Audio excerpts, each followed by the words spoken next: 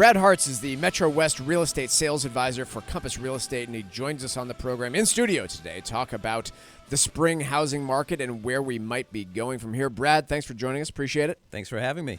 So I know nationally we kind of think of, or I've heard realtors speak about, Super Bowl Sunday passing and then the real estate market starting to heat up.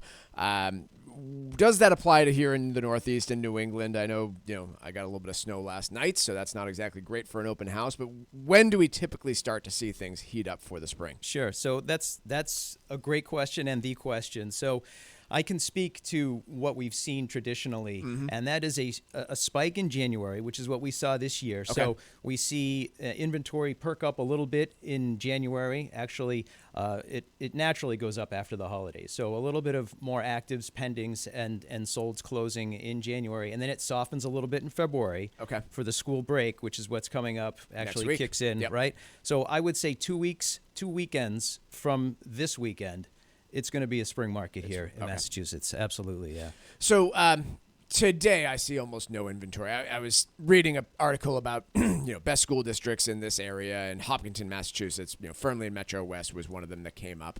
I see a total of 5 properties for sale in Hopkinton, Massachusetts. One of them is 2 parts of a condo. So not a lot of inventory out there, and this is a national story. We have inventories, I don't even, maybe where they are nationally in terms of pre-COVID levels, but is there anything that would indicate to you that we're going to see significant upticks in inventory this year outside of a recession, or is it more of the same coming for 2024? I can't speak totally completely with regard to the national market, sure, but we are seeing some softening in some areas that during the pandemic saw some significant spikes in activity from the West into Phoenix, parts of Texas and Florida. So there's a little bit more softening happening in some of those areas. And sometimes, people do say what starts west comes east. So there could be some softening or some, especially in the high end.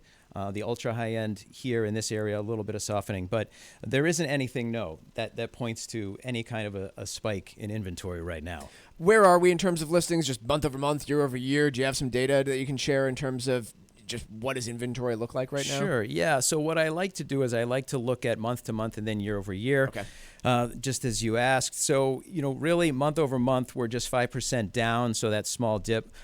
In total, single-family actives in Massachusetts. So just down 5% slightly for the selection of single families. Now, this is for the entire state. There are a number of towns that are down 80 to 90% from where they were pre-pandemic.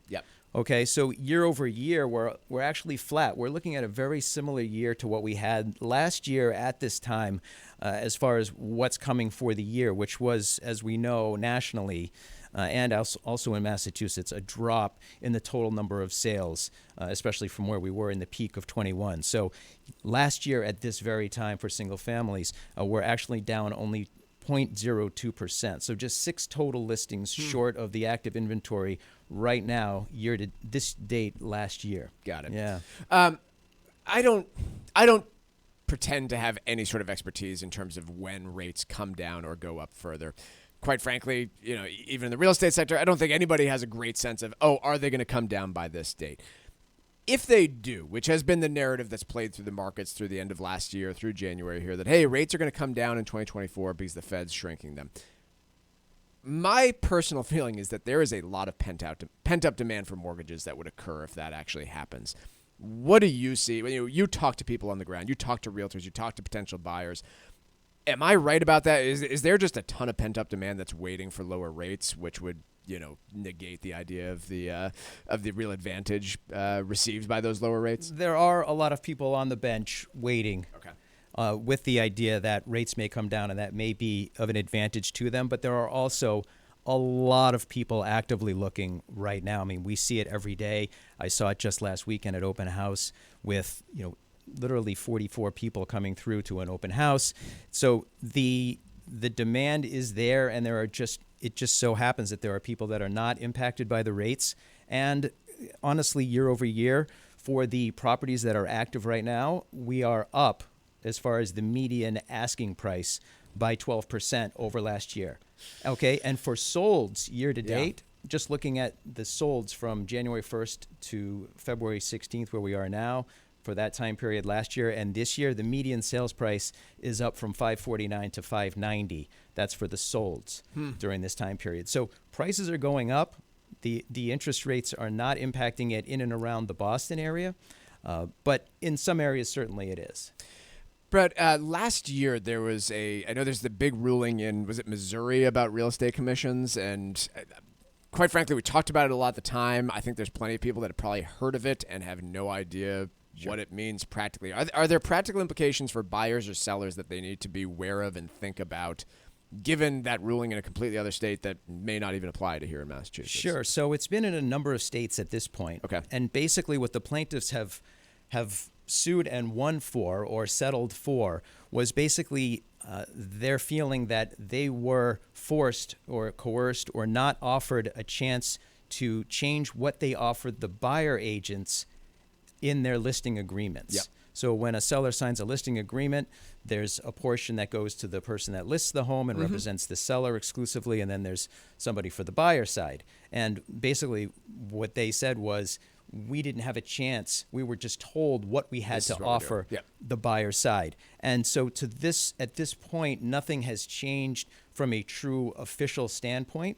There are places around the country where there are no buyer broker commissions being offered out in the MLS listings, which means that the buyer agents therefore have to negotiate with their clients while they are writing offers for properties to get paid, basically. That's sort of where it's going.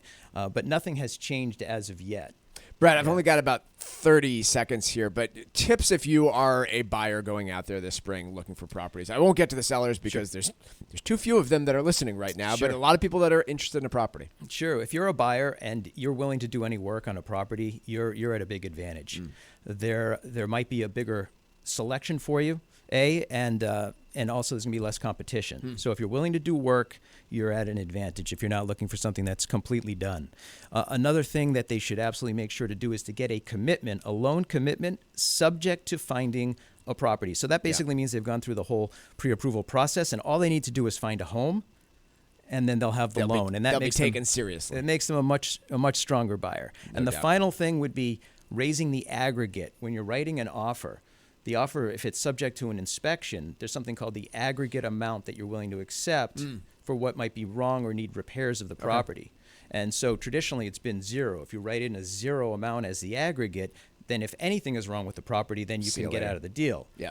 But if you raise that aggregate, that amount, it means that you're willing to accept the property with a little bit of work that needs to be done. Brad Hartz is the Metro West real estate sales advisor for Compass Real Estate. Joins us today to talk about the coming spring housing market here and nationwide. Brad, thanks so much for joining us. Appreciate it. Thanks for having me. Appreciate it.